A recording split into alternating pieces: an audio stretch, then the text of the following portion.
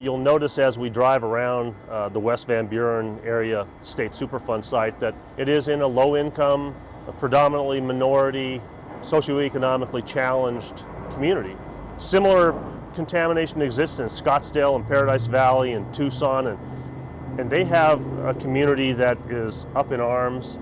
They have the time, they have the interest to make the state agency and make the EPA listen. Solvents at the different facilities generally were, in the past, disposed of in ways that got into the groundwater. And so this area is a 15-mile-long swath of groundwater contamination from East Phoenix almost all the way out to Tolleson. And so before the water reaches the atmosphere, before it's discharged into the open conveyance systems, we run this water through an initial vessel and then through a secondary vessel in order to remove the volatile organic compounds before the water is released to the surface.